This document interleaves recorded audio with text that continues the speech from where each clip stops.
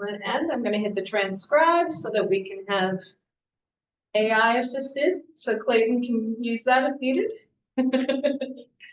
But Clayton, as usual, is our trusty note taker. Thank you, Clayton.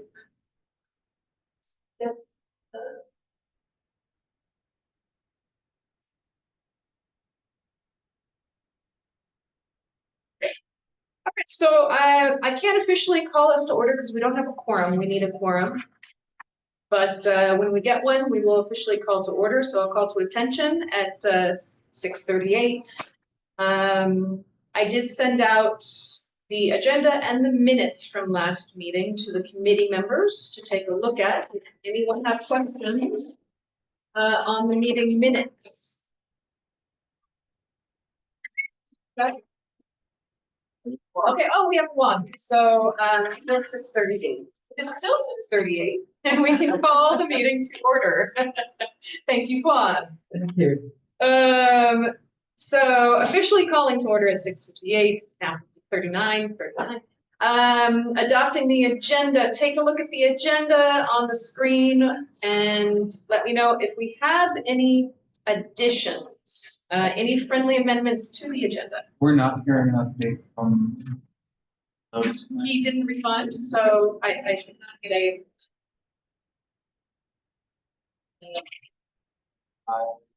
The next time. I can see adoption. All right, can I get a second on that? So, thank you. Seconded by Clayton. So we're good on the agenda. And then I'll officially ask if y'all got a chance to look at the minutes. They were done with assistance by AI, which I cleaned up a little bit. So if there were any edits to make, please let me know. And Alana did send an email saying she was running late. Oh, she did. Okay, I haven't. I just saw Okay.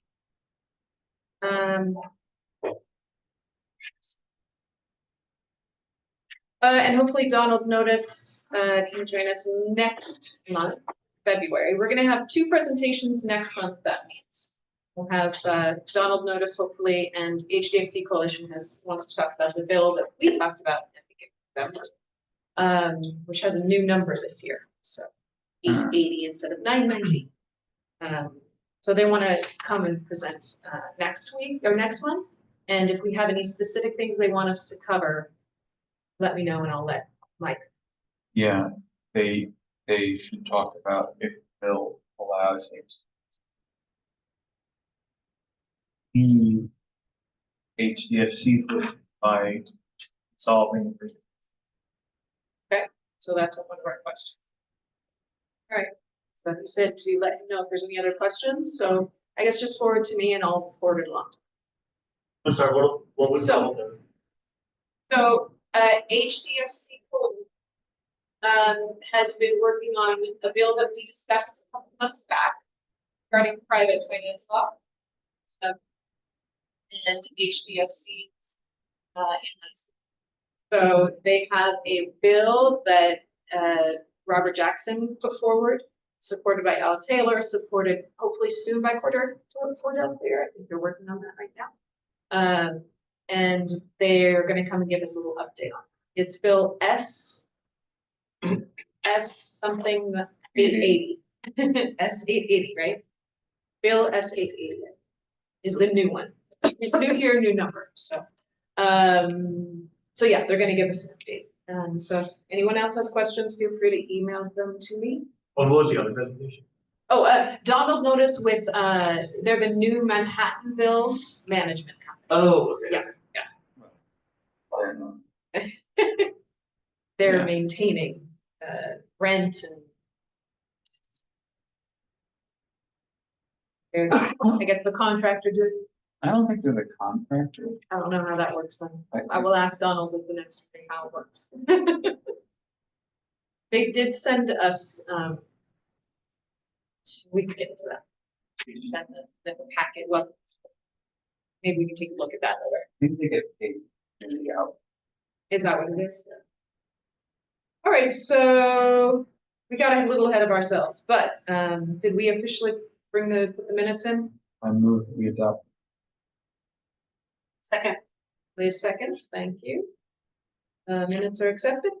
We'll forward those along to the office for general board.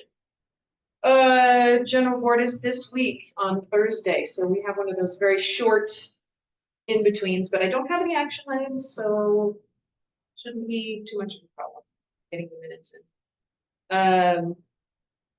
Introductions, I guess. Getting ahead of ourselves here, but those of you online, welcome. We're going to do a quick introduction of committee members and then public members, and then anybody else on community board that's with us. Then if we have a little time, we might just say a shout out to who's here, what organizations, that kind of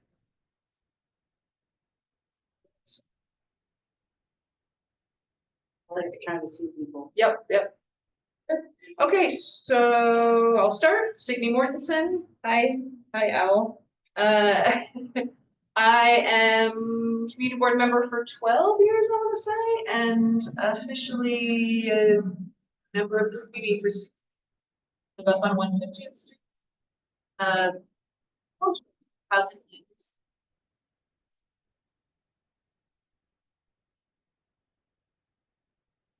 This All time. Thanks, Signe. I'm Liz Whitetakis. I'm Signe's co-chair. and you're my co-chair. And I have been sort of on and off this committee for the better part of probably 15 years. And it took April that long to finally twist my arm and convince me to officially join the community board, but She was good at that. she was very. And I don't know how many years it's been. It's probably only been 4 or 5 officially.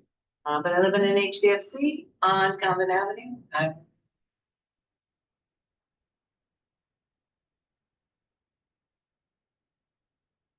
So if it's your turn to talk, just pass the torch to the next person you see. Or There, got it. I am Barry Weinberg. I am on 138 Riverside. I have been on the board for about 12 years and maybe 16. And I previously served as chair of the full board, and I am our current first. Yes. Yes. Oh, let's do committee okay, members sure. first, and then we'll do. Juan. Juan Gomez, Toronto.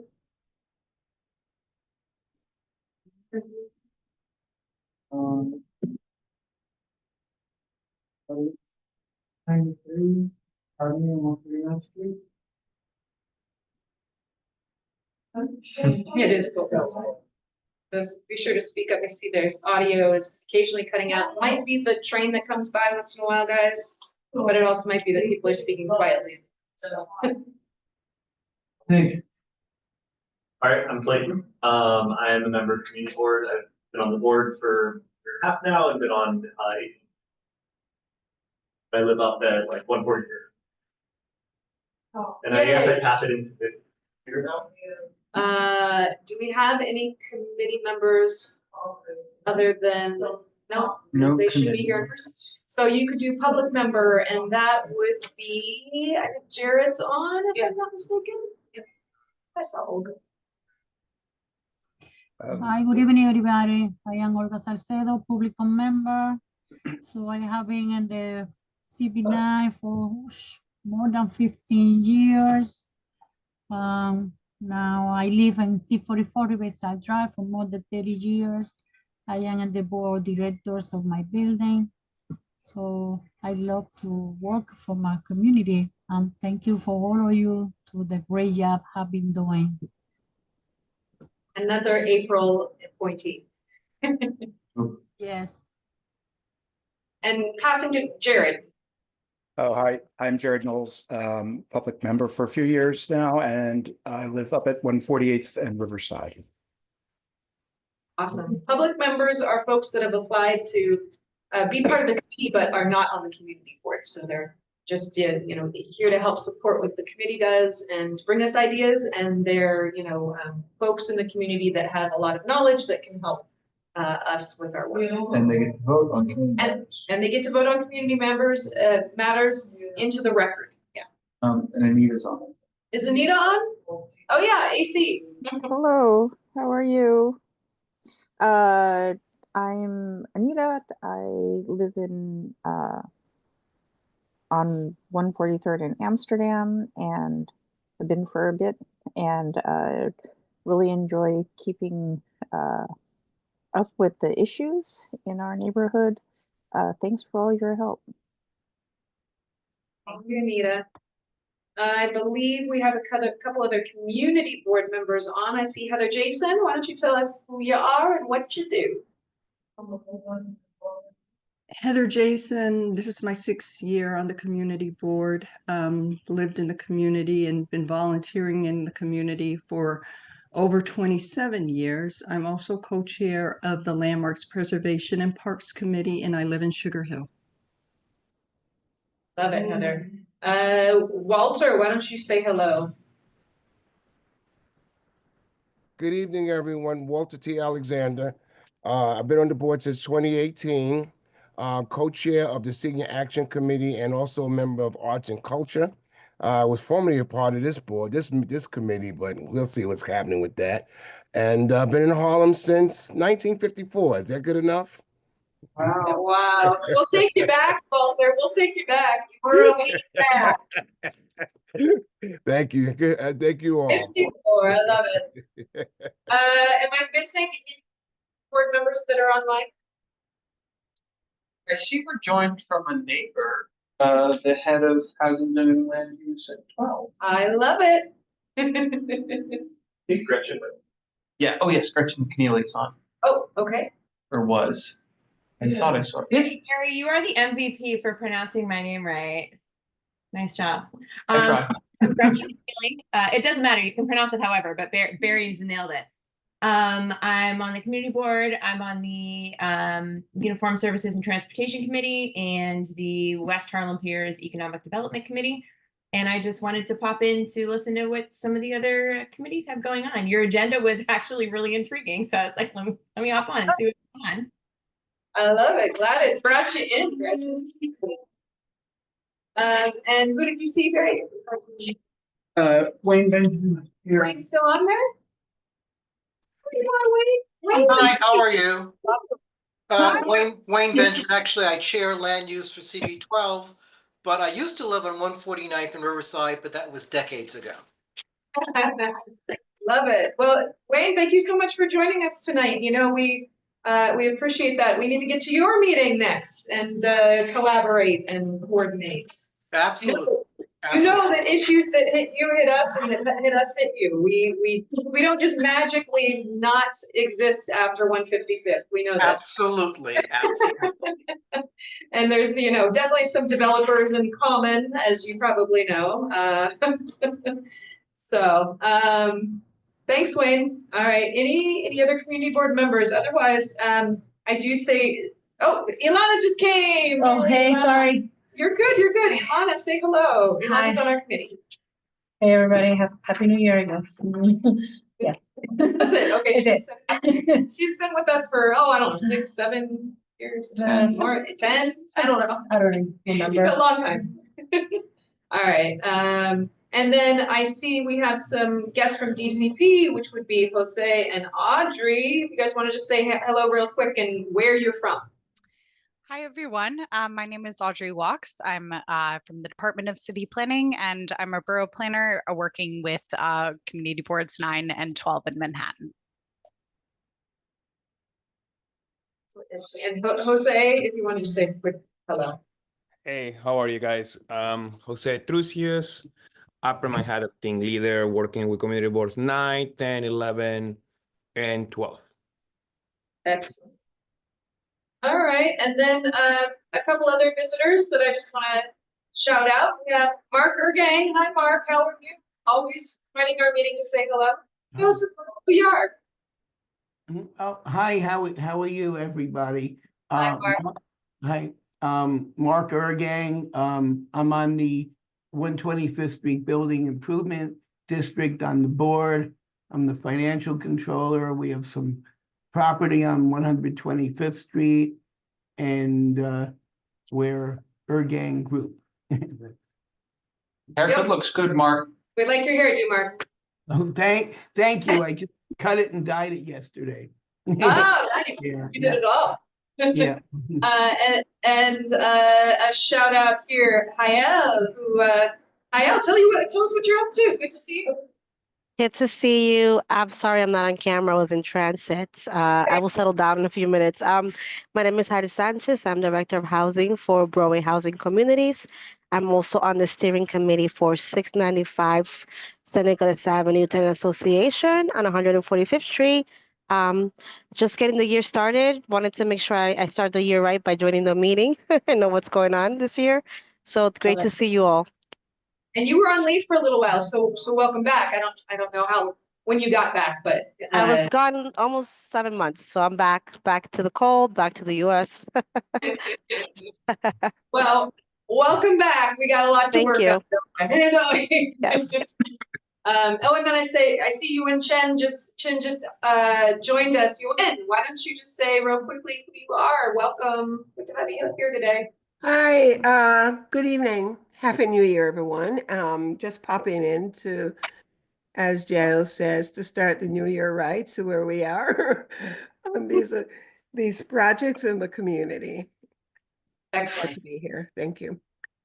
Thank you. All right, I think that's just a nice little introduction. So going back to our agenda real quick, just to make sure we're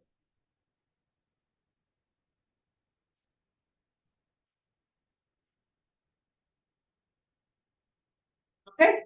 Again, the other presentation, I sent a note out to Palante, didn't hear back yet either. I wanted to just check in with them, have them come to a meeting upcoming. Did they send their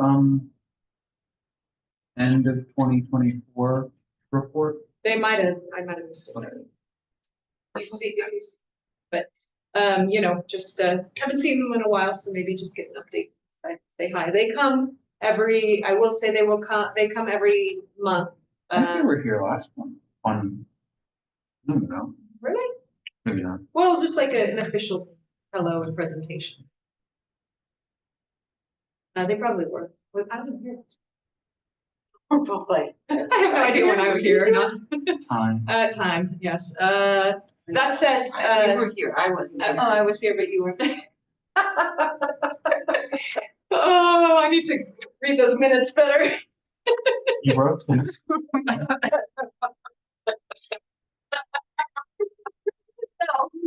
You called me community board 9. That's how community board doesn't call me Signy, so I don't know why I was here. All right, back to the agenda, guys. That said, no presentations or announcements tonight, unless anyone has a quick announcement of housing-related meetings. Or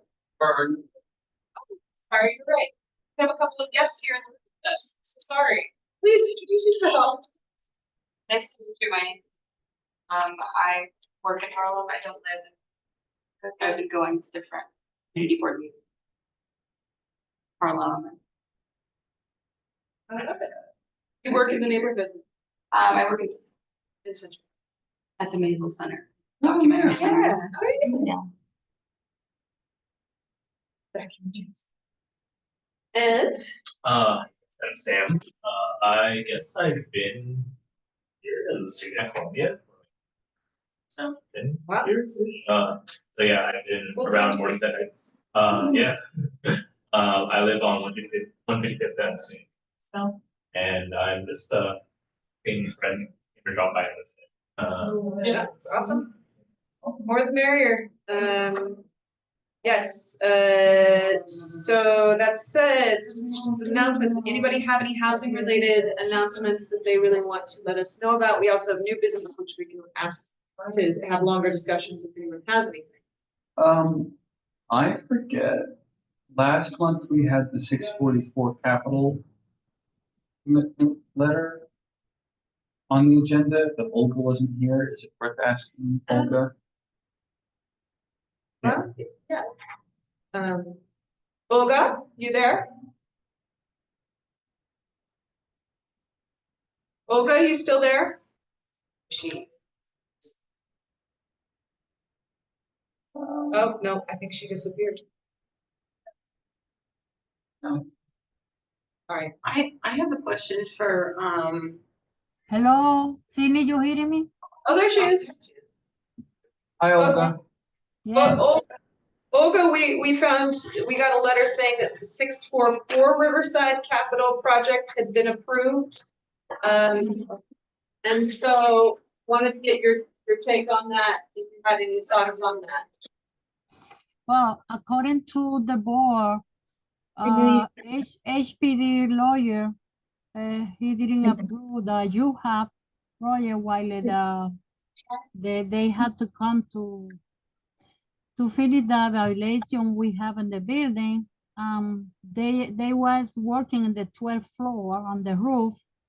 For right now, they had like more than 1 month. They didn't come back to continue work. So we are waiting for that. Tonight, the board director have a meeting with the landlord, Seraman Housing, and supposedly tonight they will bring in some news about that. So yeah, I know something I will share with you. The letter that we got last month from the Office of Management and Budget said that a cost limitation of $5.625 million for the rehabilitation of 93 units, 644, was approved. And so I don't know, has HPD, like, does that 5.6 million number sound right? Or has HPD talked about other sources of funds that aren't city funding that are going to get added in, like private debt? Wow, really, the board, they didn't share anything about that. Just yesterday they know some news, just they told me, they explained that. Mr. Rochena, he sent me email, explain me what really the HPD lawyer you have planning to do. I'm supposed today they will bring some information. But they didn't share the letter. I don't think so. The board received one for landlord because nobody shared this information. Olga, I just forwarded it to you. So if you want to bring it up at your meeting, you can. Yeah. But that would be about $60,000 worth per apartment, which is substantially lower than 640, I think. 640 had like well over $10 million debt on them. So that may be an improvement, that may be a good thing, or they may be hiding other costs in other funding streams that you may have to pay back when you're a shareholder. So I would really press them on the amount of debt the HDFC will owe after. Yeah, we don't know exactly what is the data for the big soon. The closing day, they have changed for 3 or 4 times the day when supposedly they will be the closing day. So the last information I get is that probably they will be by April, the 2025. But we respond to the brain Sharma like we don't believe until we see really what will happen, because they are changing from the last 6 months every day for the closing.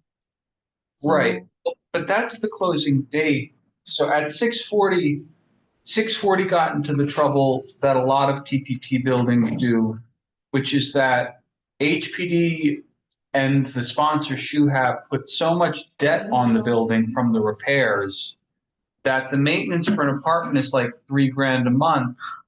And so residents either have to get Section 8 to cover their maintenance, or if they don't qualify for Section 8, they have to pay an absurd amount of money every month in maintenance. And that's because of all of the debt on the building. So I would really ask HPD and SHUHAB how much debt will be on the building if we convert in April? And what will the average maintenance?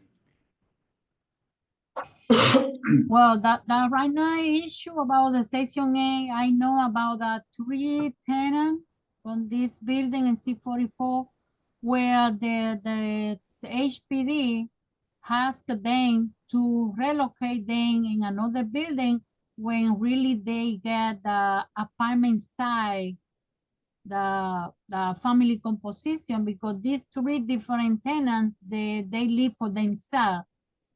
They have a 2-bedroom apartment. Section A send a letter, say they cannot be here because they need 1-bedroom apartment for according to the family side. And the tenant, they refuse to be relocating another building. So this is like I know about the Section 8, but I think so they go with the you are saying right now that they cannot pay the maintenance, and then HPD, the Section 8, they will not cover the maintenance fee. Right. We supposed to vote tonight. They will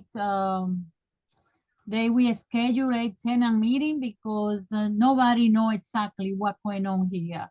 The board, they are no informant, they don't send any letter, they don't call meeting. So this is very frustrating process here. Okay. All right, thank you, Olga, for letting us know what you know from your side. Of course, very welcome. If I know for tomorrow what decision was happening tonight meeting, so I can share with all you guys. Great. Thank you. Okay, very welcome. And while she was speaking, our last community board member came in, but now she's chatting with you. And that's here then. Just for official record.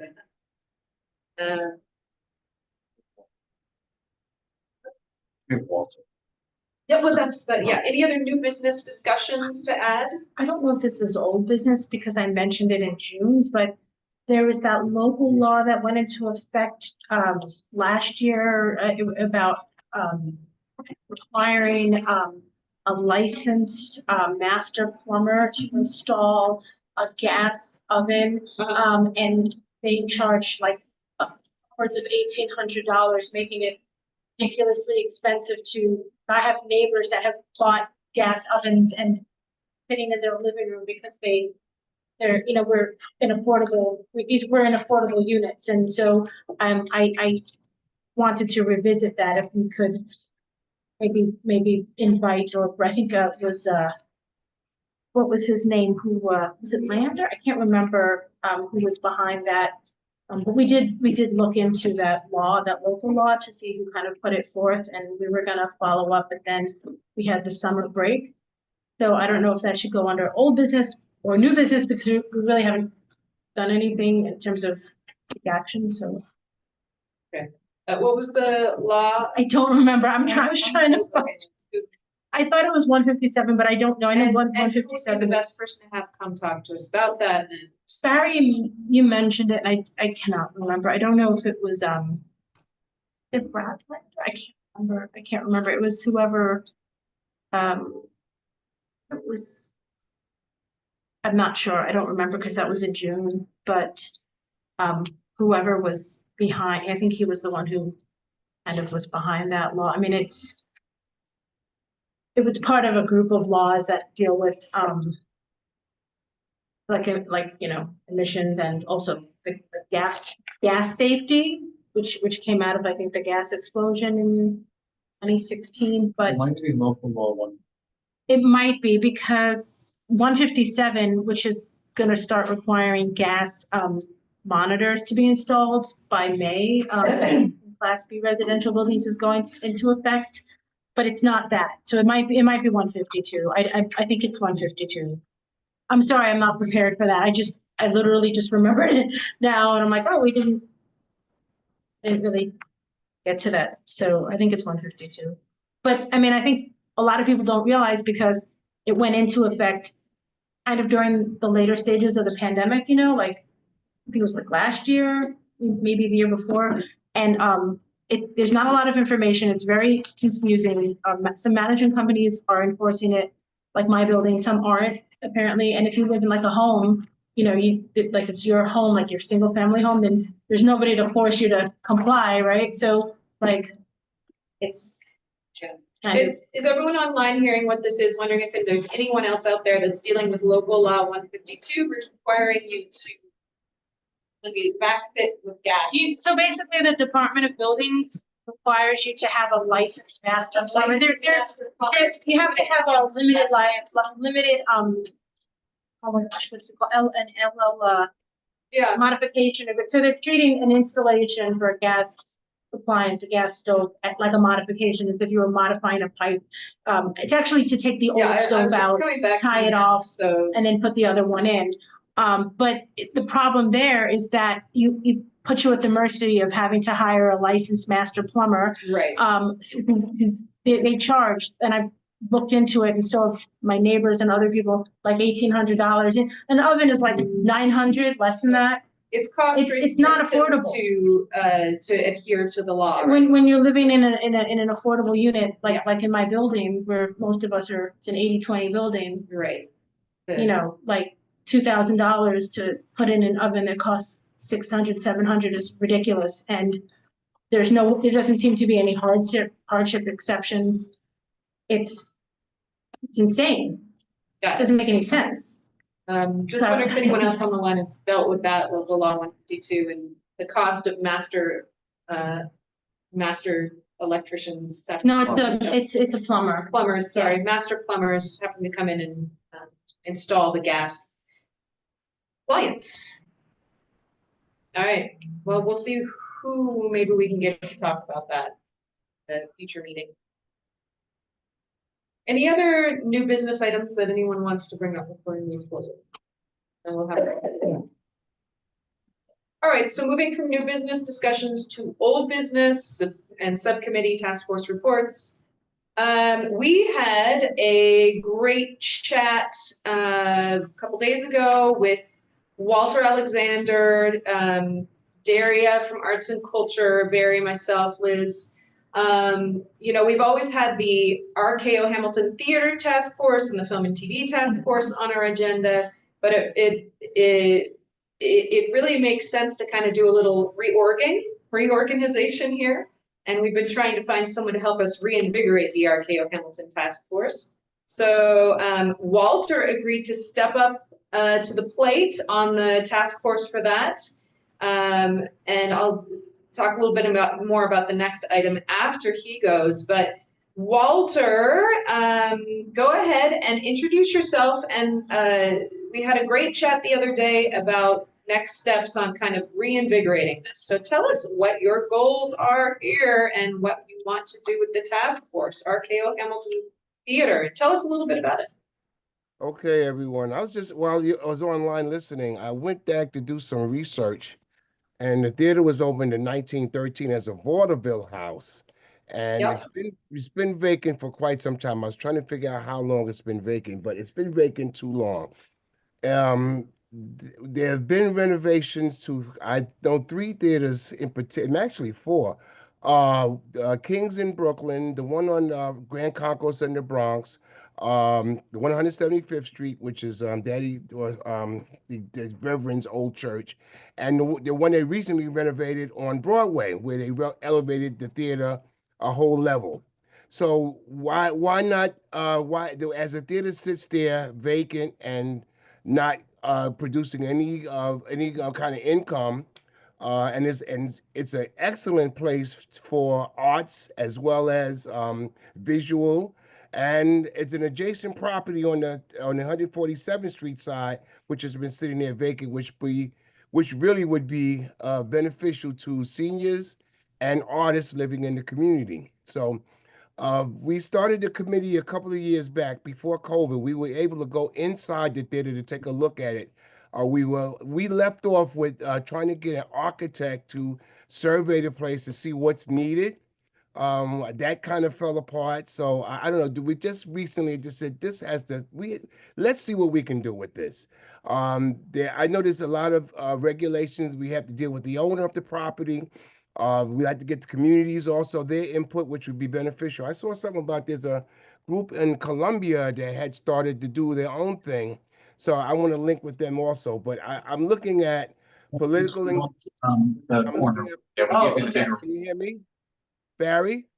Sorry, we were redirecting some YEL visitors. All right. Oh yeah. So we're looking at political,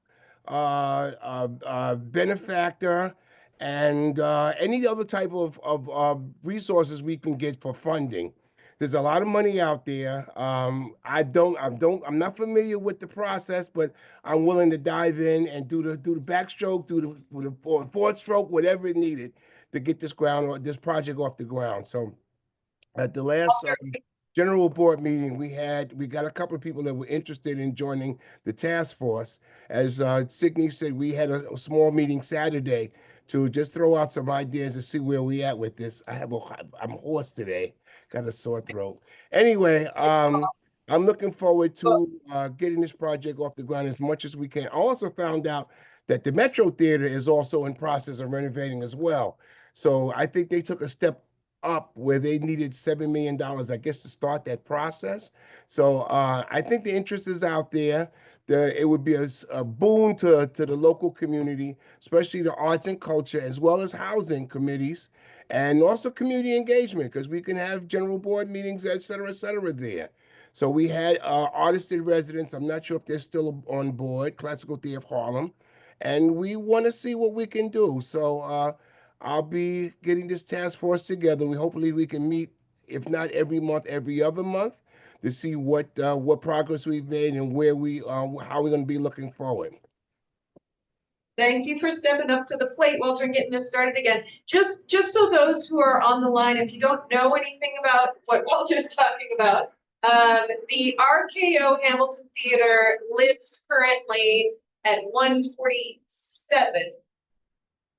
146. 146 and Broadway. It's currently owned by a group called Ashkenazi, a development group.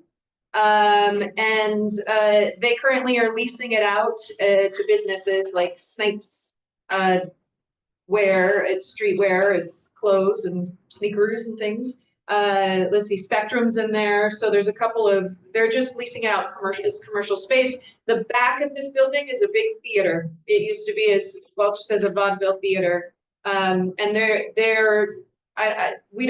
We need to get an update from them. Honestly, that's what we've asked Walter to help us try and do next. See if they have thoughts still on what they want to do. We, as a community board, maybe 8 or 9 years ago, decided to start this task force. It was 8 years ago, to try and build up interest and build up ideas on what we would like to see as a community, and then bring it to the developer. That's really what this task force is trying to do, because we don't, a developer owns the property. They haven't been quick to do something with it because they're a commercial developer, and this is kind of a unique situation with.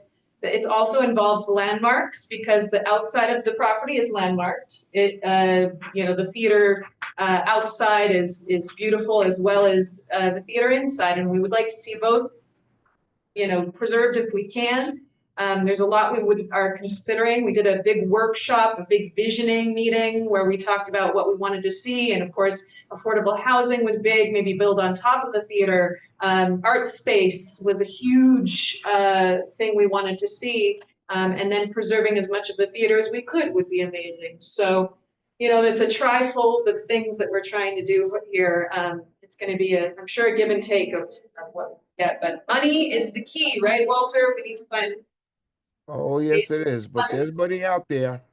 But if anyone's interested to be on the task force with joining Walter, if you have any interest in this project, if you have any special skills that might be helpful to this project, please let Walter know. And if you want to put your email in the chat, he'll add you to the list of those you want to join the task force. And Ilana has a question. So we actually had like 2 different architectural firms come quite a few Yes. years ago and give like they did a study of like different ways that they could turn the plot into affordable housing and an art space theater slash black box theater. And so I think I might have those presentations somewhere. If not, if we could find that again and bring it out. Something that maybe Walter can And they revisit. are they still on the front page of the community board website? I think it is. I don't, haven't looked at that. Yeah. Yeah. I mean, I think it would be helpful to revisit that and, Oh, okay. Yeah, let me, Larry just sent me some photos. Let me open those up so also, you guys can see. I'm on the, You're on the task force, yeah? you guys met or? No. Oh, okay. Walter's gonna find a date that works. He's just kind of running around this. We just had kind of a get the ball rolling again. / beg Walter to do this. We also have, so this committee, the RKO also has a foot in the arts and culture committee. So we have a subcommittee with the same purpose. It's the same committee. This is one and the same. Yeah, it's what, I mean, yes, but we bring it up there Yeah, as well. it spans housing, zoning and land use, arts and culture, and landmarks preservation and law. So here is some pictures of the inside of the building and some of the details. Yeah, so outside. that's the Broadway portion of the building. It's 3 or 4 stories, and some of those photos were from the interior of that space. It's kind of like a ballroom space almost, or an event space, but it's not currently used, I don't think. Here's some inside the theater shots. Right, this is the theater which is more in block heading towards Amsterdam. And you can see it still has the box, or it had the boxes, 10 years old now, that tour. Oh, yeah, we have a more recent. Yeah. And so the proposals are on the front page of the community board website for the RKO. Okay, so if you go to, is it It's CB9N.org. Under special projects. Under special projects, you can see a lot of information about this. So get in touch with Walter if you want to join the task force.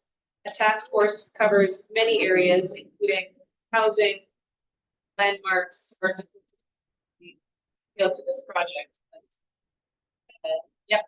And Walter, you have another ask, right? You're looking for one community board member from each of the committees to act as a liaison for the overall task force. Yes. So we're like I said, we're just starting out, but yes, we've tried definitely for housing and for arts and culture, since they had one also. So we'll combine the two, and but also landmarks and parks. okay, yes, that's right. I forgot. I'm sorry. Because I think Heather. Sorry, Heather's Heather. Definitely. Yes. So it's 3. About my email is in the chat. So if you just want to send a note and stuff, I'll take knowledge of it. And when we get started, I'll definitely email you, let you know where we're going, when we're going to meet. Thanks, Walter, and I'll spread that out to our MailChimp list when you do so. I also see UN added in the chat that her group Harlem One Stop did a virtual of the RKO and other lost theaters in 2021. She left a link to the YouTube video. We have a lot of amazing folks I know, not just on this call, but in the community that might be great resources for you, for the task force, Walter, and to help get things going again, see what we can do. The architect who worked on the King's Theater in Brooklyn, he was one of the panelists. And, right. Yeah, and he expressed an interest in helping in 2021. So, but I haven't watched that video in 4 years. So. But you might find some helpful information there, Walter. Thank you. And contacts, yeah. I'll look at it as soon as we finish the meeting. Sweet. Any questions for Walter or for us about that? No? Okay, so what's next? Oh, so along those lines, we also had a quick chat the other day about the Film and TV Task Force, which is going to be re-envisioned. It is now going to move over to arts and culture. I'm going to take it off our agenda other than any updates they give us. And it is officially going to become a subcommittee, which is checking with Victor just to make sure it gets transferred over. It's officially going to be a subcommittee of arts and culture because it makes much more sense over there. When it started, April Tyler, she was my co-chair for many years. We lost her a few years ago, but she was the heart and soul of this committee and still leaves her legacy throughout everything we do in this committee and this community. But she, I think, was the one that always encouraged folks to join the committee, to join the community board, and get involved because your voice matters and we can't do anything without your voice. That's what we're here to do, is to amplify the voices of the people in our community. That is what the community board does, plain and simple. And so I think it was Ilana that came in and was saying, you know, the film and TV shoots are taking up a lot of parking. I'd like to see if we can, you know, get some discussion on that and some rapport with the mayor's office. So April said, well, why don't you start a task force? And Ilana said, well, okay, how do I do that? And April guided her through the way and started it with her. And so we want to just, again, reinvigorate that. Ilana did some great work back in the day with the mayor's office, bringing them to us to talk about, you know, not just some of the issues we were having with the parking and the revisiting of the same blocks over and over. She got a moratorium on a couple of blocks for a while, but also we wanted arts and culture to help with the, you know, the connection with vendors in the area, artists in the area, making opportunities for folks in our area.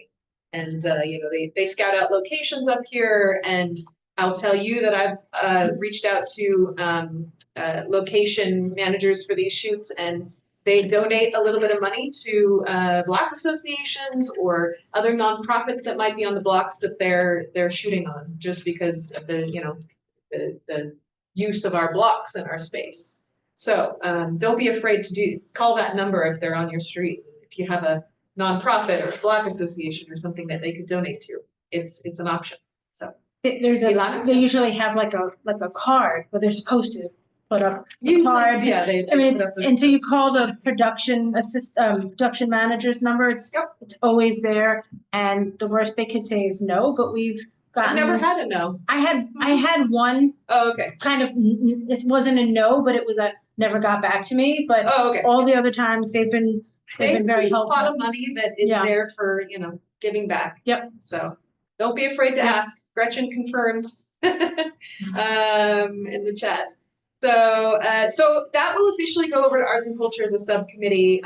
Daria is one of the co-chairs. Daria and Tina are co-chairs of that committee.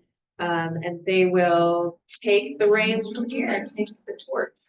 If you're interested in learning more about that, I encourage you to go to the Arts and Culture meeting, which is the first Monday of each month, I believe. I think they meet also where we are, but in the bigger room, which is at the top of your agenda here, 3291 Broadway, and then on the corner is our conference room.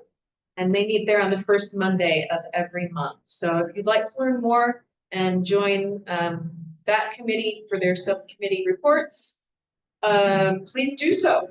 And Ilana is also on the arts. All right. Unless there's any questions on that, on our old business. Legislation we're watching, of course, Ilana mentioned local law 152. Next month, we'll have HDFC coalition here. I did pull up the email from Michael on that, and let me just take a look here. Someone here from another community board? We do, Wayne. I have a question. Wayne, are you there? Yes, I am. Wayne, how do you keep on top of possible bills either in the state or the city for your community board? It would be the committee that has jurisdiction over the item, a lot of which are, you know, housing related, but it would go through the committee structure. Right. And do you, I mean, it's just every community board in the city, just the committee members doing their own work to keep on track of all of this stuff.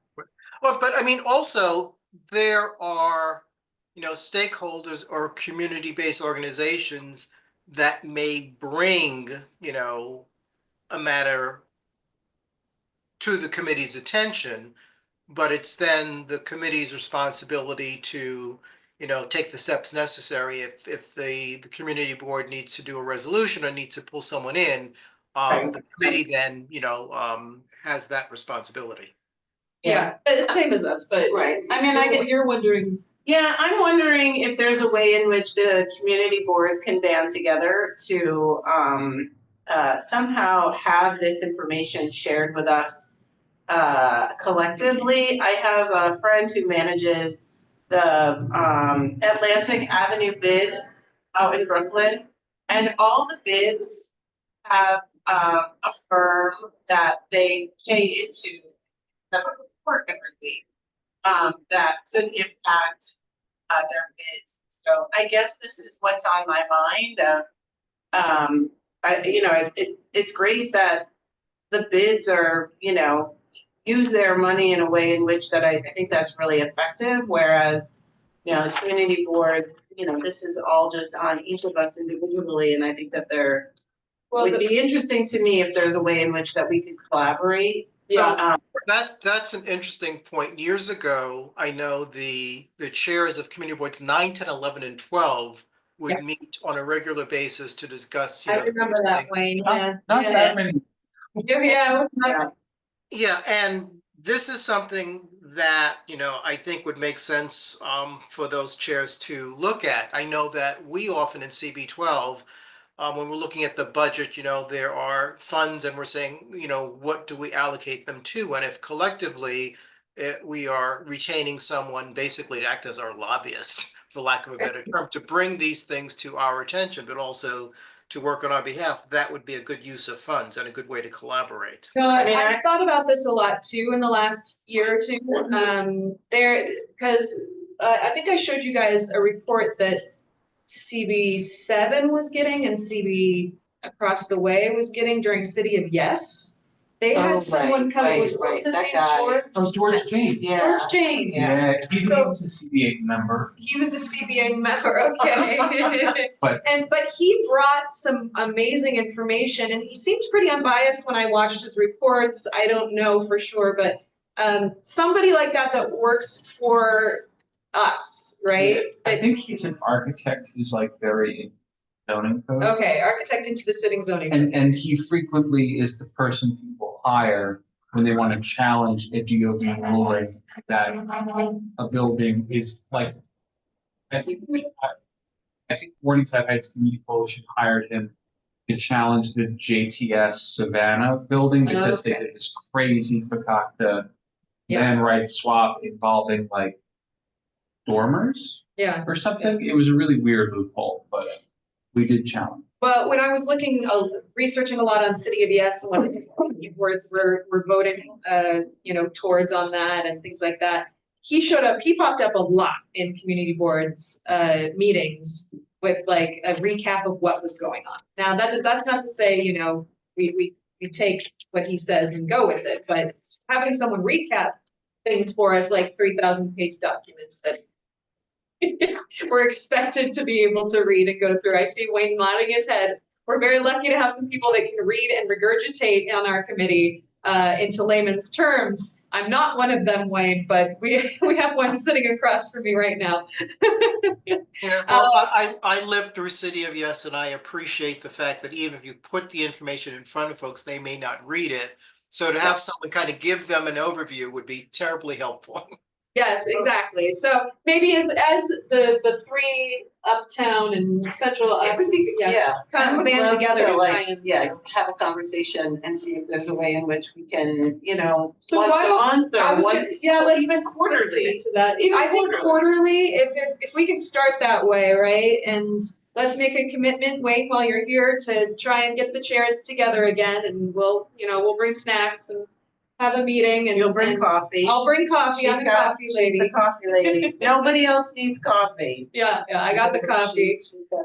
Wherever the most central location would be. And we'll figure that out, Wayne, but.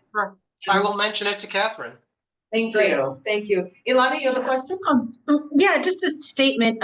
So two things. So, for local, like city council legislation, I know they have, Barry introduced me years ago, to Legistar. So I haven't personalized an account, but I'm wondering if you personalize an account, can you get alerts like, for different committees? Like, I don't know. I have the screen up, I'm gonna see, but that might be another way to, to get like alerts. Fabulous job so we for a can- grad student. We can do someone interested in housing. I mean, I'm not sure if I'm hoping that they do alerts, but I'm gonna check this out after the meeting, but that would be great, right? You could pick the committee and housing related stuff. The other thing is, so I have because I'm a co-op owner, it's affordable, but somehow I got on this list. It's every now and then I get updates about legislation and other stuff that affects homeowners in New York City. And I can look in my email for that, but it's really helpful. I don't know how I got on the list, but somehow I did. So, I can look at that and help out with any, updates on that's how I know about the local law 157 mandatory gas. Not meters, gas monitors that have to go in units. So I can help with that as well. Yeah. Well, Wayne, make sure, I'm sure I've spoken to Catherine before, but just make sure that we share information and see about dates. Thank you so much. Yeah, I'll put my email in the chat right now in case you need it. I do have another bill besides S880 to look at, which is S72. Okay, let me put 880 on the screen real quick so people know where it is. This is 880, which HDFC Coalition is going to come to us next month to review, and I just encourage you to take a look at it and see what it says. It's about the private housing finance law. And it enacts the Housing Development Fund Company Self-Determination, Preservation, and Affordability Act to clarify certain provisions related to the dissolution and reincorporation of housing development fund companies. So they're going to come next month and give us more details. But if we have anything specific we want to discuss with them, send me a quick email. I'm going to put my email in the chat. Actually, I'll put the email for our community committee in there, as well as my own personal email, Wayne, for you to pass along.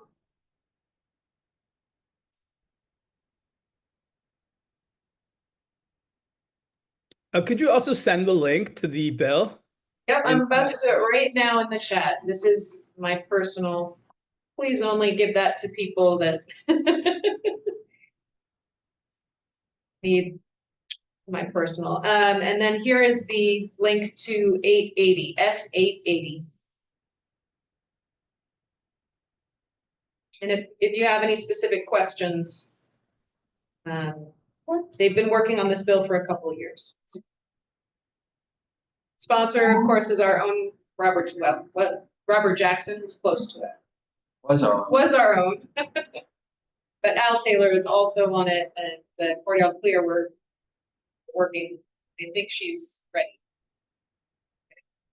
What was the title to the bill again? The bill is regarding private housing finance law, and Barry, you might be able to explain. I don't remember, but it had a number of provisions around preventing excessive regulatory agreements, and also it was going to effectively remove the threat of the expiration of the damn tax credit,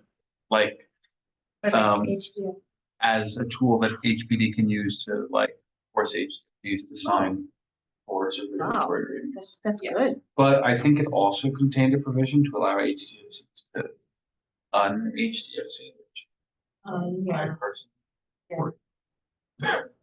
Yeah. Yeah, And what's, it's in oh, that sorry. first sentence about dissolution and reincorporation. Yeah, I'm just seeing this now. That the rumor is that this bill is designed to get rid of the HDFC status of a certain HDFC and allow that HDFC to reincorporate as a regular co-op without any sort of that's sort of the rumor going around the neighborhood of Hamilton Heights. But I don't believe that. I bring it up because that's the dissolution portion relates directly to what you were saying there, Barry. Yeah, Right. I mean, there are a number of buildings, and there was a building, an HDFC. I don't know if it was a building or a group of buildings in a development that did this downtown, and the person in the Attorney General's office under Schneiderman who oversaw HDFCs left, went to Strook, I think, and then did that on that dissolution reincorporation thing. And then I think there was a kibosh put on it afterwards, being like, no more of this goes against whatever provision of the statute, and so this would undo that provision, I suspect. I forget. Wait, what's the other bill? S72. I think West Harlem also did this with a building, and they reincorporated as an HDFC. So they actually didn't try to remove themselves from the HDFC program. However, they reincorporated as an HDFC rental, which, as you all know, it has been sort of the inclination of HPD in many cases to, rather than allow the shareholders to become shareholding owners, but to remain in their apartments after the renovation in the sort of debt-laden building with as renters. Well, and I think that is really going to have to end because of that Supreme Court case in Minnesota, where they ruled that, like if you owe unpaid property taxes and the city forecloses on your home, they have to pay you the difference between what you owe and what your home is worth. And so in this instance, the city was foreclosing on these HDFCs that were arguably worth like tens of millions or tens of millions of dollars for unpaid property taxes in the hundreds of thousands of dollars, and like not compensating any of the shareholders. So I don't know. I mean, HPD does a lot of illegal stuff, so they might keep doing that, but this is an issue for them. Come up in another case they have out. But S72 was the other bill I was. 72, I looked it up and it said something about housing development. Yes. So this is a proposal that weirdly both Redley and tenant advocates support, that would create a program, a state voucher program, similar to city FEPS, for it would be like a state funded version of Section 8, sort of, where families who are homeless or at risk of becoming homeless I didn't read the full definition would receive a voucher that would cover rent and would limit their contribution to the rent to 30% of their income. It would be effectively like a state version of Section 8. And this is something that I think the legislature will probably attempt to pass or put in the budget, and Hochul has been fighting. The legislature says it costs $250 million a year. Hochul says it costs $6 billion a year. Their numbers are It's a clearly big difference. yes. So unclear where that goes, but our state senator, who covers our entire board now, Senator Cordell Clare, is on the Senate Housing Committee and is a sponsor of that bill, and is the primary sponsor on a couple other bills that it's worth keeping track of. And we should invite her staff. But the other bill I noticed she had was S16. Tiffany, our thing, to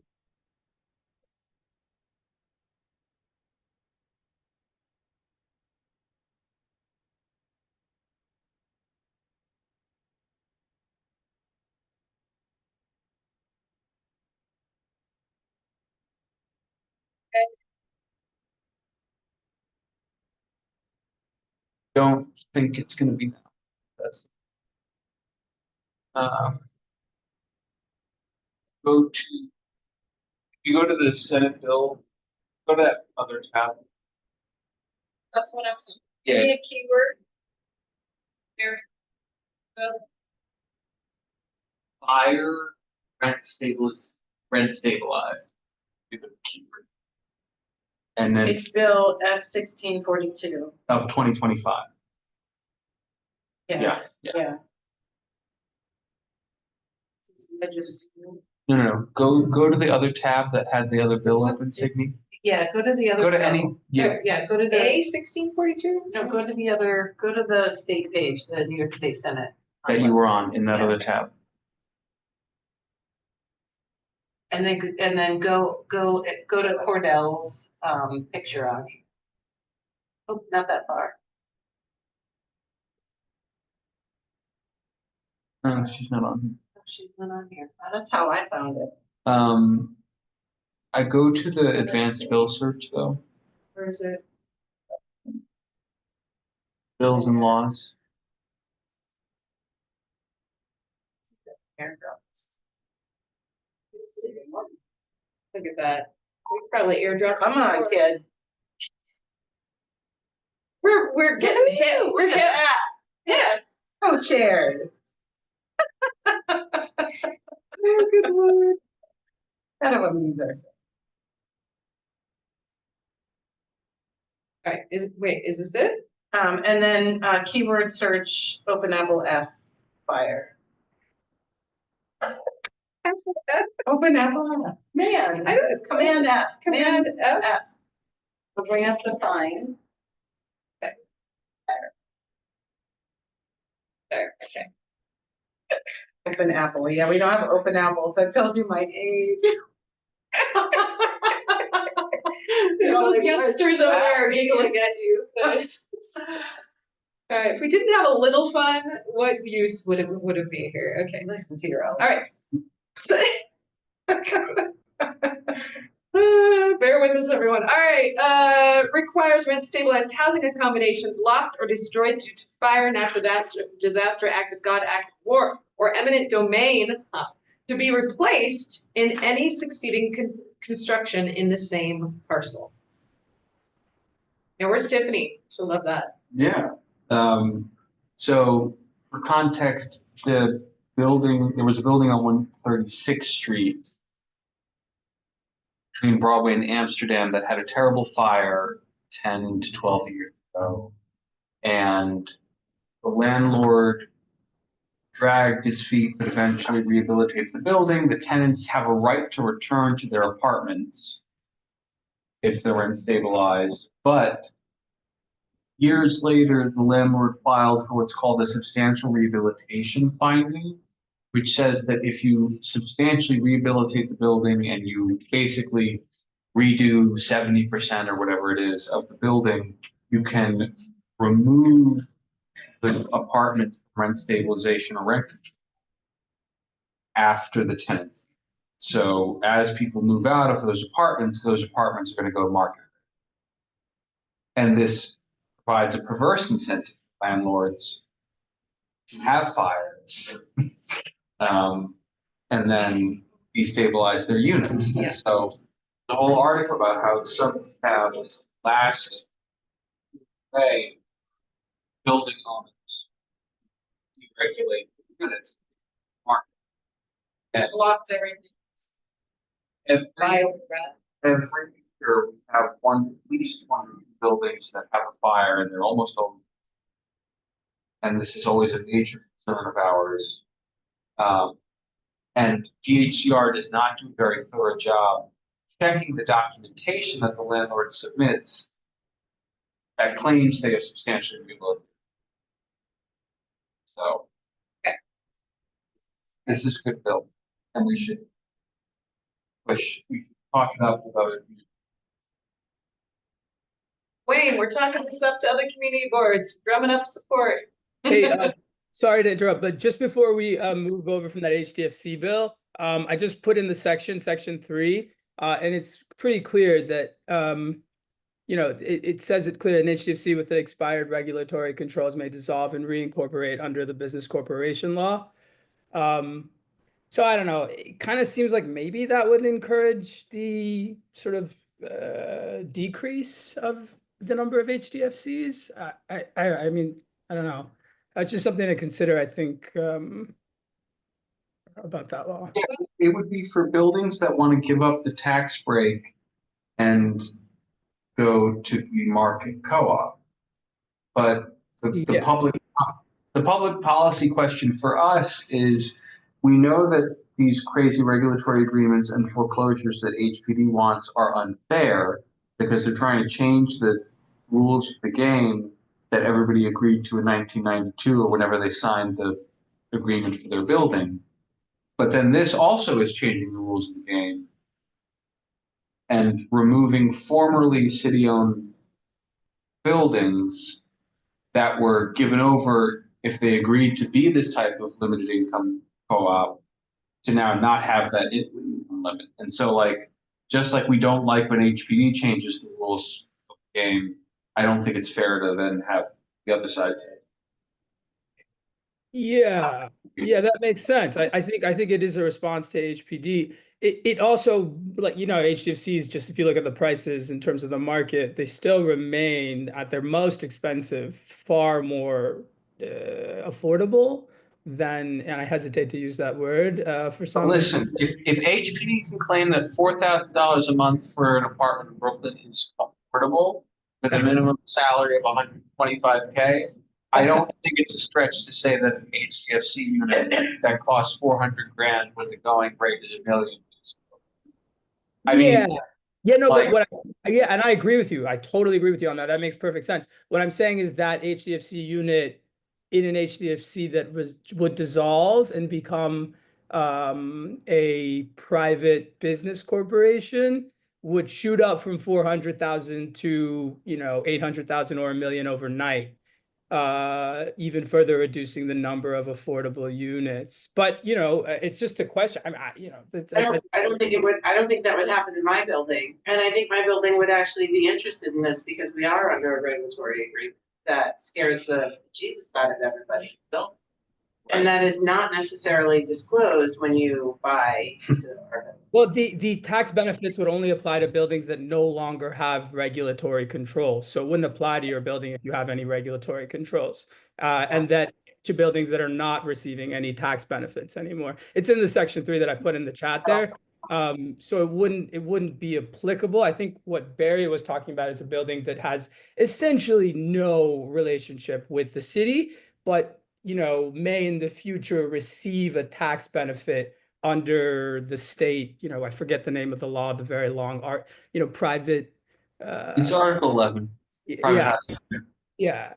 So, that's not totally applicable. But it's just a question. I think, I get your response, and I think that's totally fair. Like, I know firsthand how difficult HPD can be. I think the policy question, though, is also what do HDFCs do and should they continue?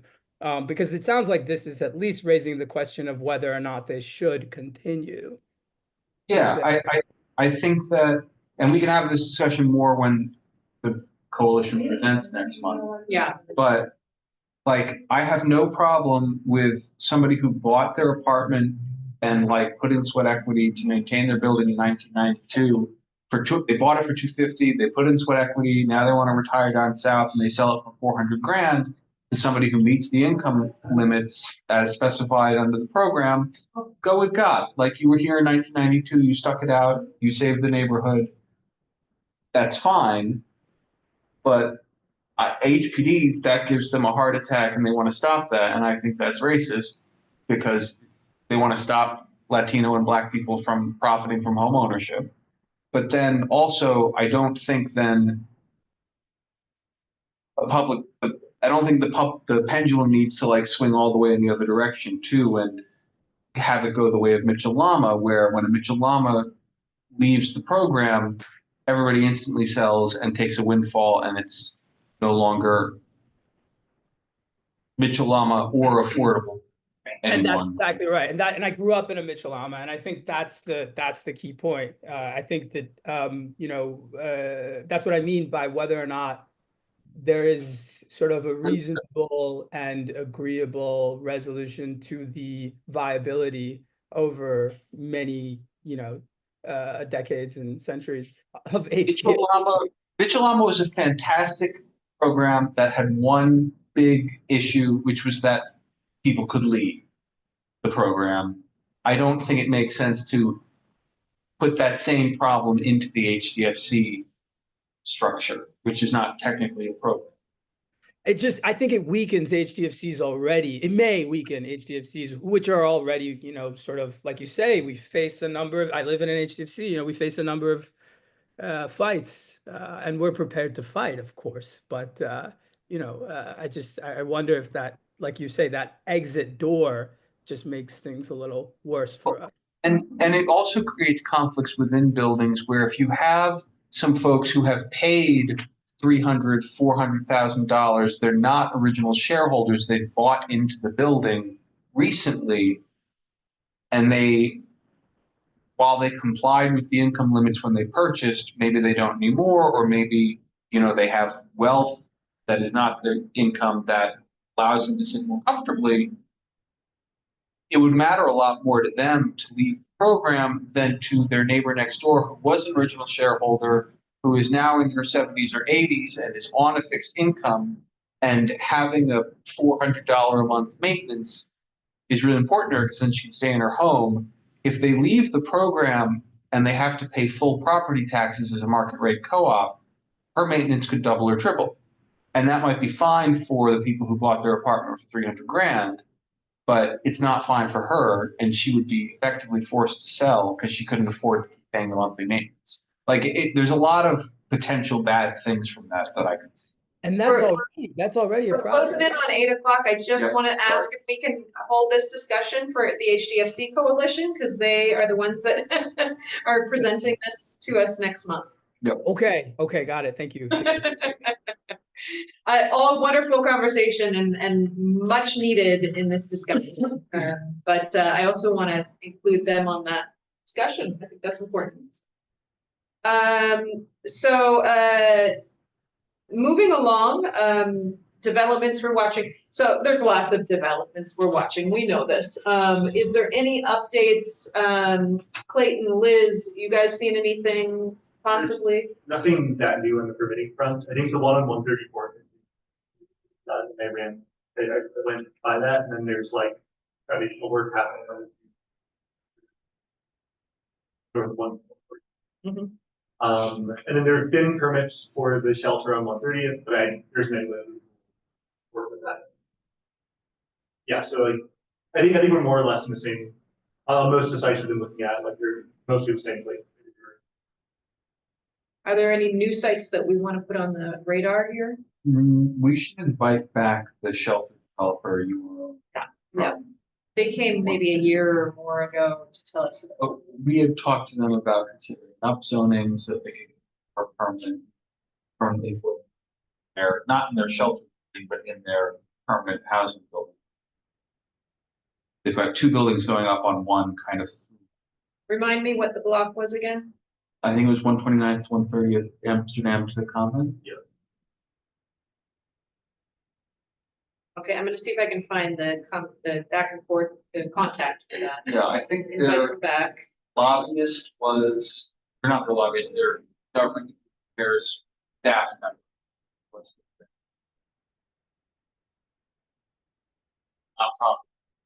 And remind me, so we had asked them to come back with us. Talk to us about the makeup of thinking of units. Makeup of the units, but thinking about building a larger building that would have more permanently affordable low-income apartments. Would this be for the second building? Yes. Okay. And it made sense because that second building isn't going to start construction for another 2 years or something. So we have the time to influence the architectural plans and go through the rezoning. But we've not seen anything started happening on that site or any permit. There is permitting activity for the shelters, not for the. But not the new. Right. And nothing seems to fit. Well, because they have to do some serious soil remediation there because it's a. All right, so we'll try and invite them back in the coming months. Any other developments we've been watching that we want to update on? Have you heard anything about that awful thing where the grocery store that burned down was with laundromat? You mean the one in the NYCHA Adjacent. adjacent? Yeah. The 14. lot they sold. Yeah, 1440.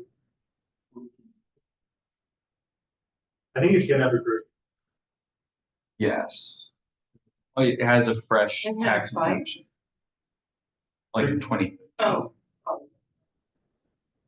But I was there.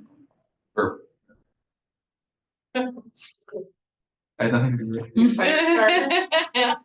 No, I don't like sub rehabs. All right, moving along, public member updates. I know we have some public members on. Jared, Olga, Anita, and Tanya are our public members. Just a reminder that if we want to do some sort of forum, some sort of workshop, would love to get your guys' input and thoughts on that. One thing I spoke to our executive committee about, which is all the chairs of all the committees, was doing some sort of open house big event with all of our committees that we could have public come in and learn more about what each committee does, an open house kind of thing. Maybe we could have a couple of talks on I don't know, something to think about, because we have this discretionary money to go towards outreach to the community, and some of that could be used for an event like that. We can also do, we have about $1,000 of discretionary funds that allows us to do some sort of workshop or forum just for this committee. We had talked, I think, last month about, the normal, forums that are needed, which always tenant rights, renter rights, that kind of thing. We had talked about, what else have we talked about? We had a couple of thoughts on that. So,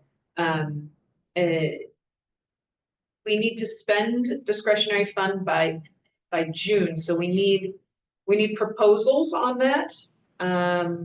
If there's something specific we want to put forward. Does anybody have a strong feeling one way or the other of a topic that we really need to do a workshop or a forum on right now? Tenants after fires, we've had a lot of fires. After fire, what to look for. Chris, I don't know. I'm just opening it up now to anyone online, anyone in the committee in the room here that would like to see. Yeah. Well, we can put, I know like the last time I mentioned, get like legal counsel and have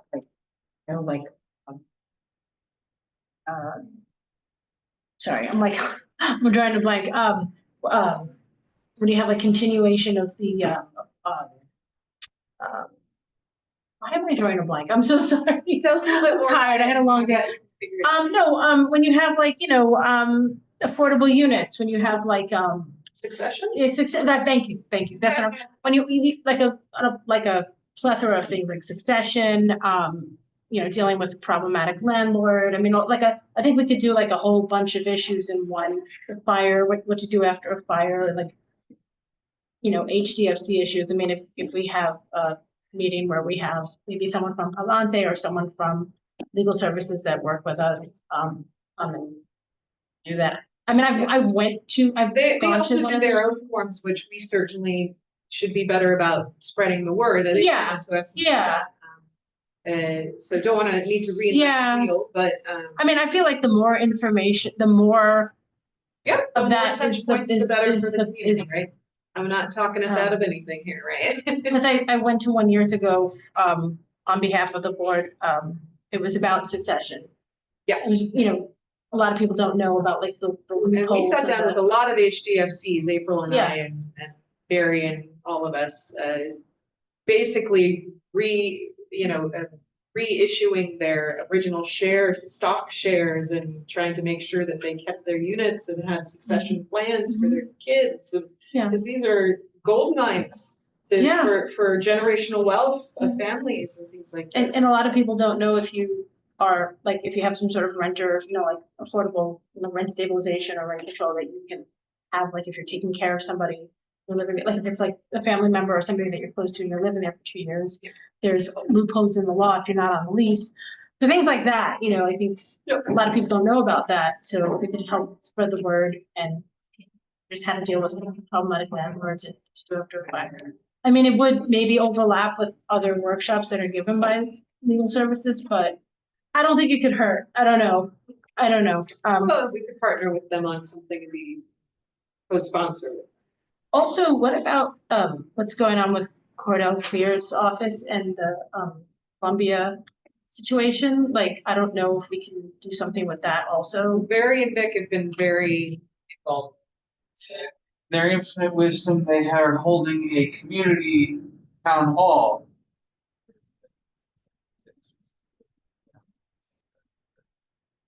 Very much at all. Oh. Okay.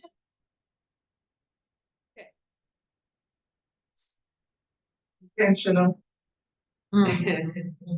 No, but you Not know, convenient. well, and you gotta look over the classes that they scheduled. It's not clearly. Anyway. Okay. Would be great to get any final thoughts on forums or workshops. I'm not sure what kind of time frame we can do that. We'd need help putting it together, basically. If we make a date, we would need some hands on deck to help get it together. The earliest would be, so we would do something time frame. That's the aim. In past, we've done some on weeknights, we've done some on weekends. I think weekends bring out more people. But it depends. And then I guess that's it. And Jared, Olga, Anita, anything else you want to bring forward from the public member side? And everybody's muted, I think. I have a memory that I think, was it Tanya who had a idea for a forum topic? But I can't for the life of me remember what it was. I'm sorry to say. All right, well. Maybe we can ask Tanya, see, she can maybe reminding us what kind of the thing we can do. Can you guys maybe start a little chat between you and see if there was any other ideas that you bring forward? That'd be great. Thanks, guys. Well, can we email it to you, Sydney? Well, I'm asking the public members to kind of email, and if is there a deadline? If you have ideas, I would like to have them come to us very latest. I would say next meeting. Okay. Okay. Just to check really quick, I looked back the meeting notes. I think Tanya was partly talking about community trusts and like having some of that collaboration. Yeah. Land trust. Yeah. She was talking about land trust. That's right. But we already did do a resolution in support of the We Act. But it would be good to maybe have a forum to understand. Yep. Not only what they are, but like what could they look like here? Yeah, what could they look like here? And since we do have a lot of agencies already doing legal counsel and rent tenant rights. That's important, but maybe we try something different on our end. Yeah, the ones I can think of past, we did an HTF, done multiple HTFC forums on different topics, all of which we read.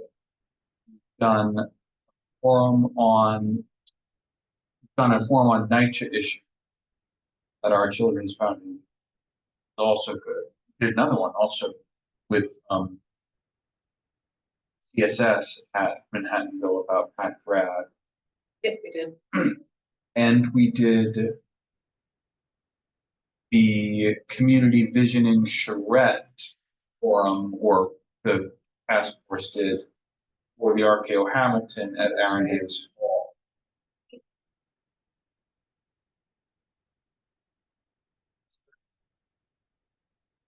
Those are the ones. Yeah. Okay, well, there's a couple of ideas right there. So I guess next month, let's decide if we're gonna do this. We don't have a decision, then we're gonna have to think twice, but I would say April would be the best. One quick heads up, I don't know if we'd be planning on using space like occasionally, and we probably would want to try to move on doing that for taking reservation earlier. So might want to identify a date. I'm Yeah, sorry, there was the audio cut out. Do you mind saying that again? I'm sorry about that. He was saying if we wanted to use the space at Columbia, the forum at Columbia, we'd need to do it later to space.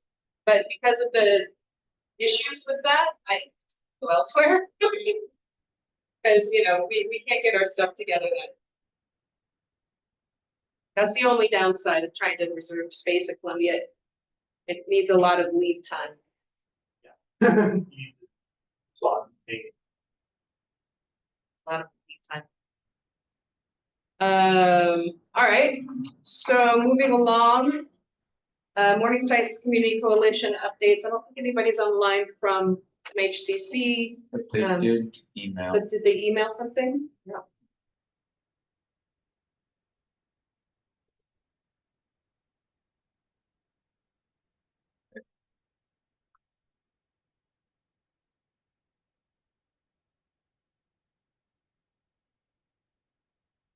Looking forward to it.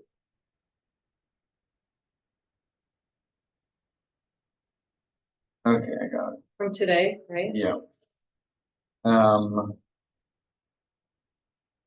Yep, they are going to be participating in the One Harlem Coalition thing on Thursday. They are also still pushing elevator at 125th and Broadway at the subway station as 9. And oh yeah, actually this is happening doors down in our bigger space, but the Riverside Church announced it was planning to close its daycare program in a Red Balloon Redux, and they said it was for like declining enrollment, but they didn't really try enrollment. The likely actual impetus for that is they want to tear down part of their campus in the south portion and and so all of those parents are in the YEL meeting right now, but they'll probably be a Thursday. We should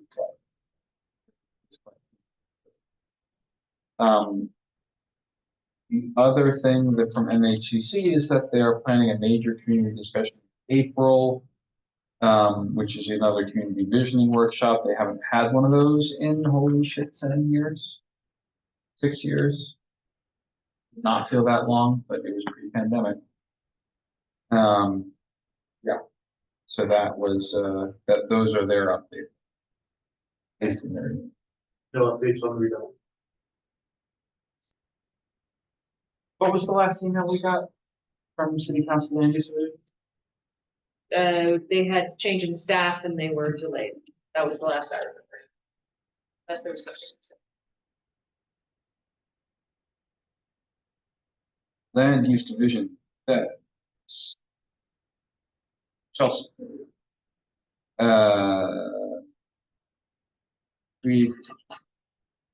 She was supposed to connect us with the new principal planner on the project, and re-engage with their consultants. Jose, do you know if City Council Land Use Division has reached out to you guys about the Morningside Heights rezoning this year, like since first?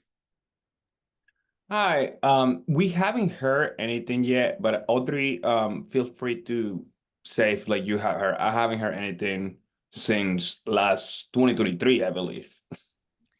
Yeah, In I've formal communication, right? Since we sent our interdivisional meeting memo, we have following conversations, but as an official information, it has been more than a year.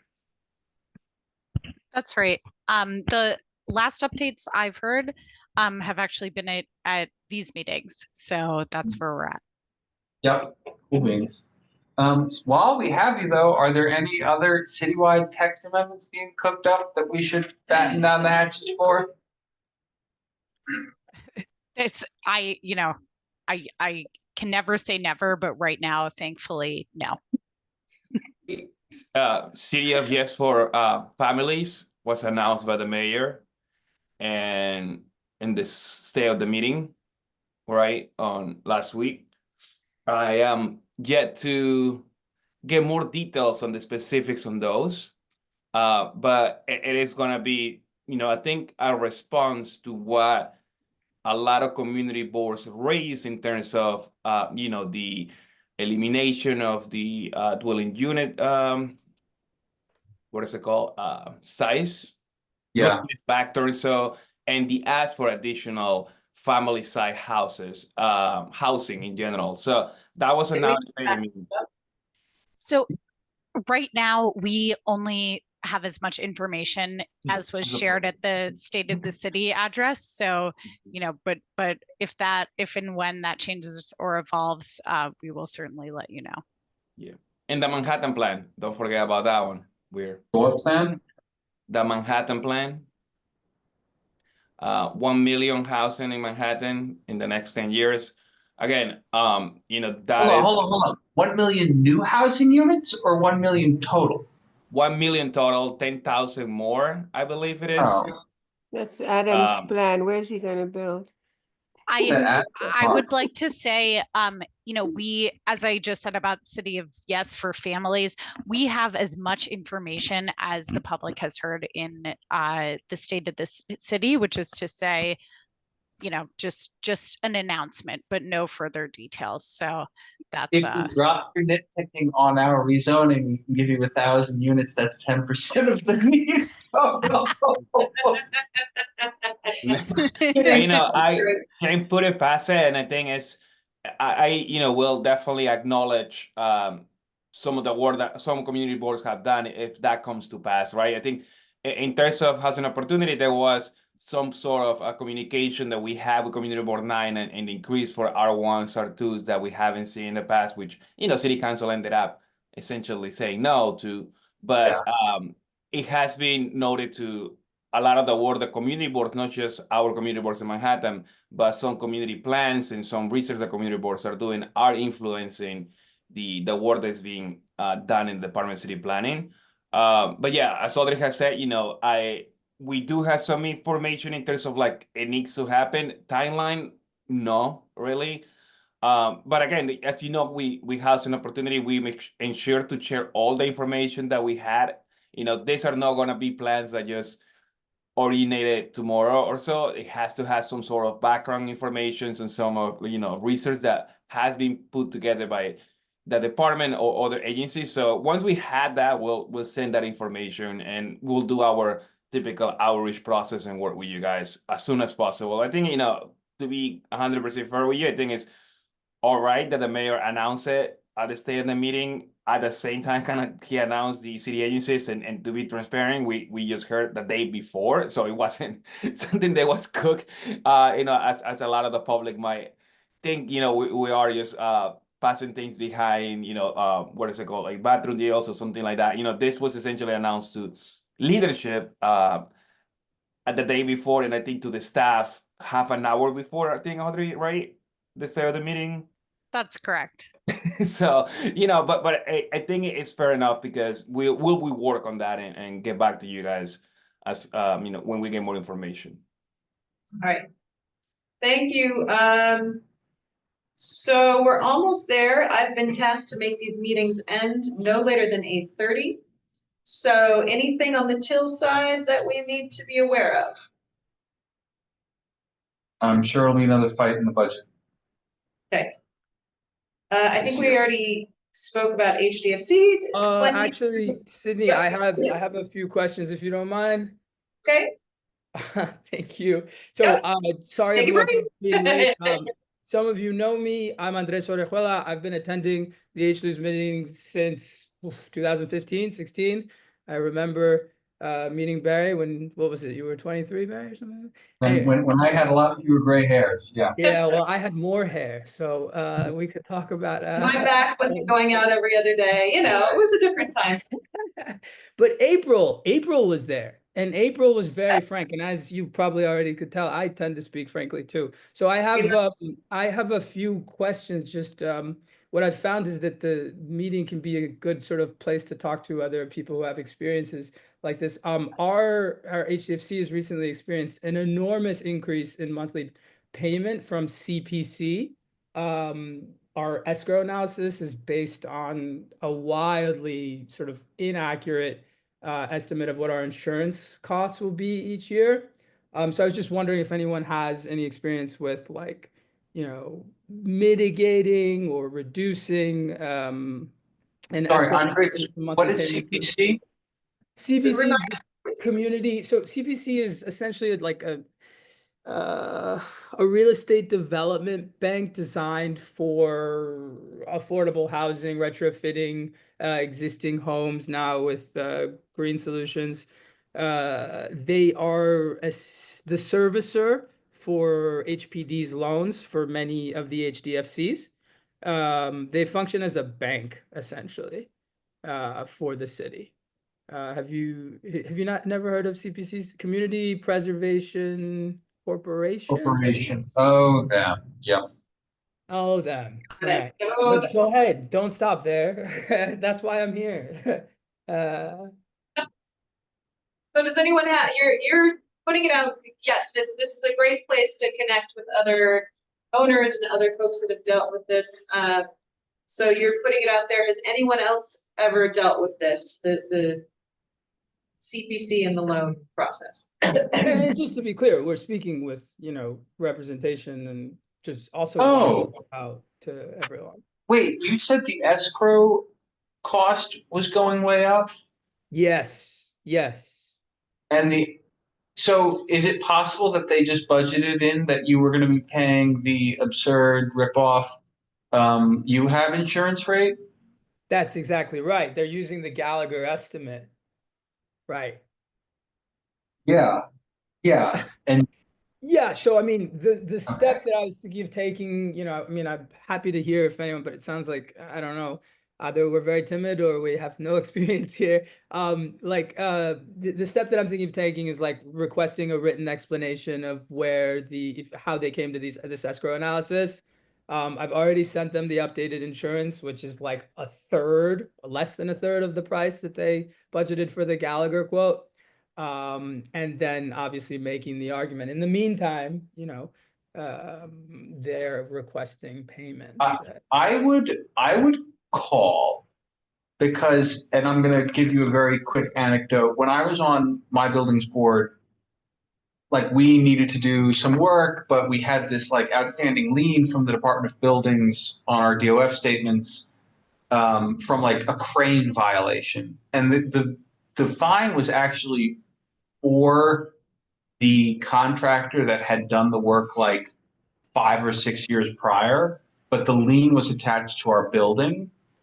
And our property manager was like, oh, you just have to pay it. It doesn't matter that contractor went bankrupt. It's attached to your building, blah, blah, blah. And so I called the DOB and I'm like, we have this fine. The contractor is bankrupt. This is 6 years ago. And DOB said, take a picture of the building showing us there's no crane, email us this address, and we'll remove the fine. And they did. And our building saved like $9,000 by not paying a fine that we didn't know. So I would call CPC and like see if you can find a person to just say, hey, you're charging us this amount for escrow based on like your estimate of our insurance cost. I sent you our real insurance cost, which is a third lower. Can you please adjust our monthly payments to reflect the lower escrow? Like I would do it on the phone before escalating to written. But if you like secure their agreement to do it on the phone, make sure you do get that right. Yeah, I mean, I've spoken with them on the phone and very helpfully, like that, you know, they're very kind. They sort of explained it to me. It just, I don't know. Yeah, it's apparently I spoke Andres. with. Oh, go ahead. Oh, no, I'm unfortunately I don't have an answer. I have a question. Is this because you had financing with like a loan from HPD or something like that? Correct. And okay, so they gave you like a package? And is it like one loan or several loans? It's two, one from CPC and one from HPD. And is the CPC the better rate? Actually, no, CPC is it's a contemporary rate. It's 7%, but the loan originated in 2013. Oh, it's a floating rate? Is it? Yeah, I I was think gonna it's ask, is it fixed. adjusted? No, I think it's fixed. If you got charged 7% in 2013, you were like extorted because interest rates were like zero. You should be able to refinance or Well, now you can. Well, Now the now real there would interest be rate no is point of 7%. refinancing. That's the only issue. Yeah. Yeah. Now is a bad time to refinance because a regular rate is also 7% now. Right. But a regular Right. rate in 2013 was probably 3.5%. Yeah. So the other thing I have a question about is so the good news is that we're gonna make a sale. We're working on it right now, and we are under a regulatory agreement, unlike some of the HDFCs we discussed earlier.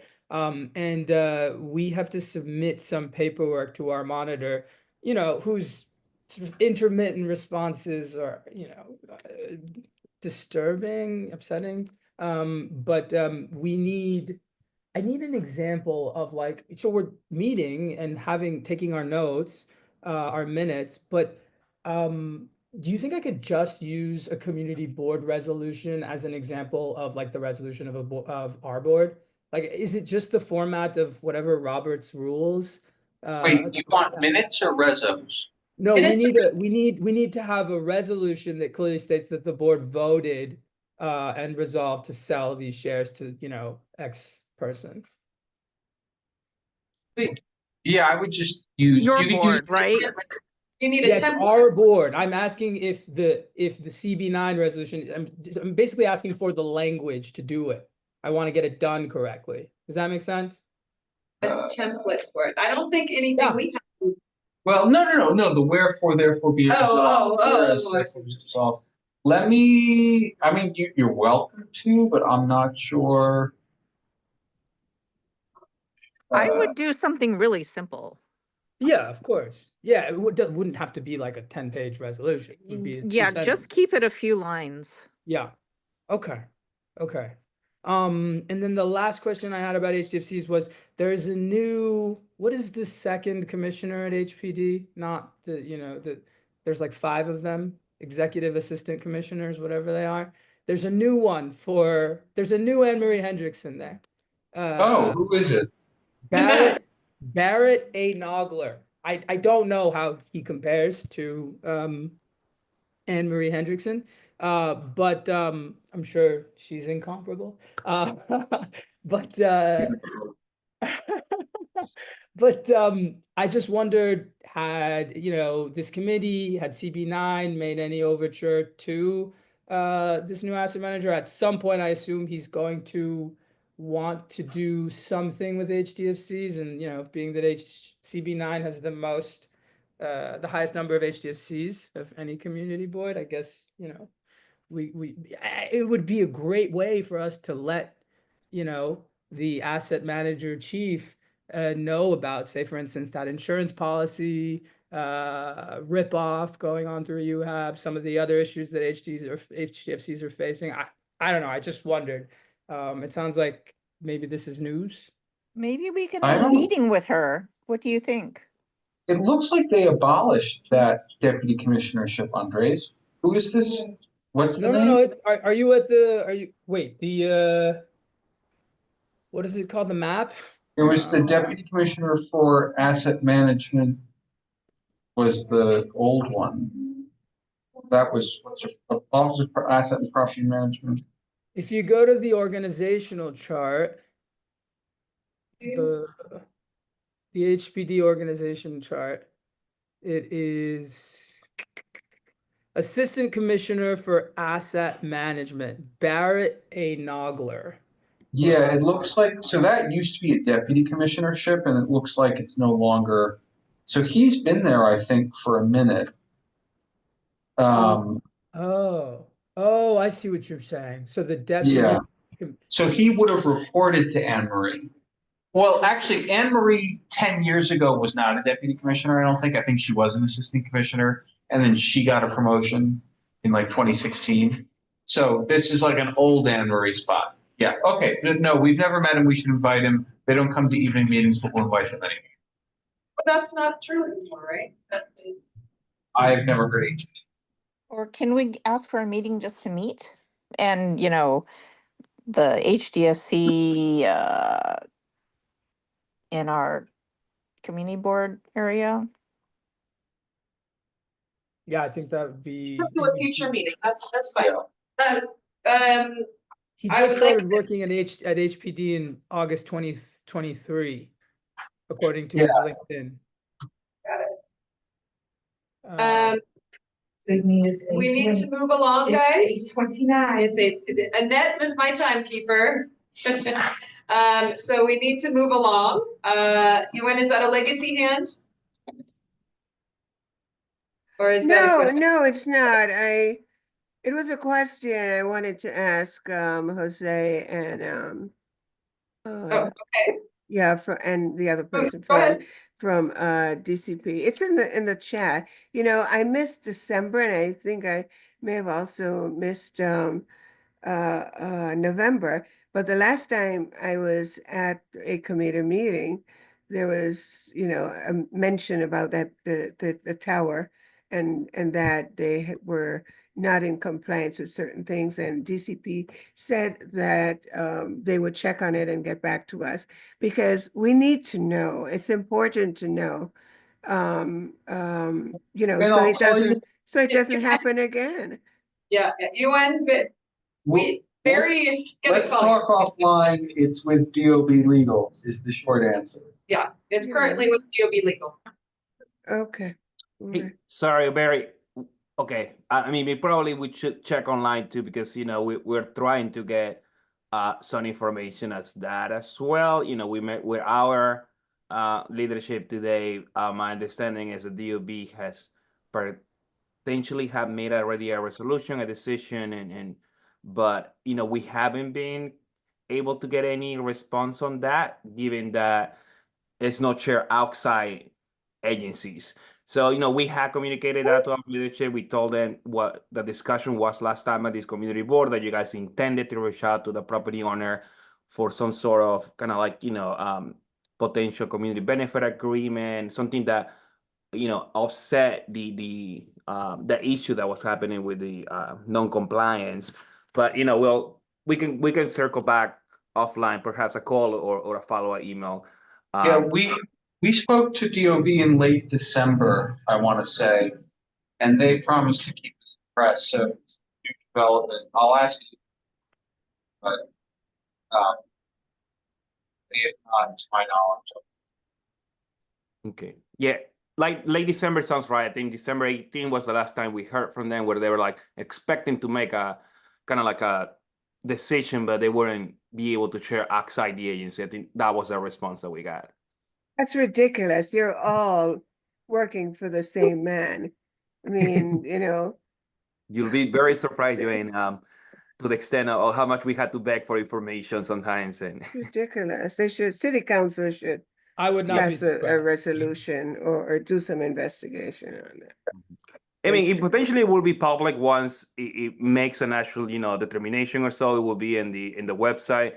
But we'll have to get the information as soon as possible.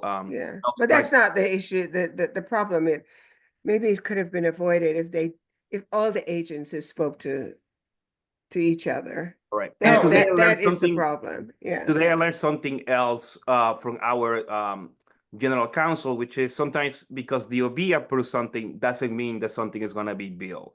Because we still have eyes on the street, essentially, compliance eyes like the community board that will flag issues like this, and that will say, well, this doesn't comply with zoning, and even DOB approved this is not wrong. And there are multiple cases, and I think as long as we keep that communication going, we can hopefully potentially avoid these things. This came out a little bit in our radar a little later than I have hope, for us to prevent that building going up. We didn't flag it, and I think that's also part of our responsibility as liaisons on this committee.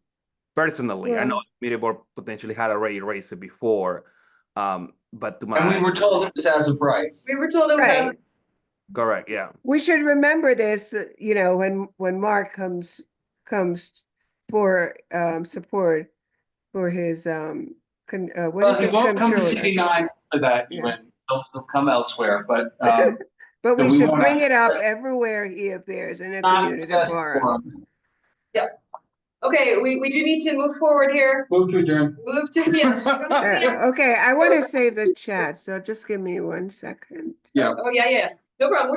We're moving to adjourn. Who would like to make a motion? I motion, so someone second. Second. I see everybody looking at Annette for some reason. But we have a first and a second. Thank you. We're adjourned at 8:34. Happy New Year. Please get home safely. Please stay warm. Thank you for joining us and adding your voice to this very important forum. Thank you, everyone. Thank you. Good meeting. Thank you. Thank you, and Yeah, I hope you're walking home. There was gunfire last night on 142 in Broadway. Yeah, on my top of my old block.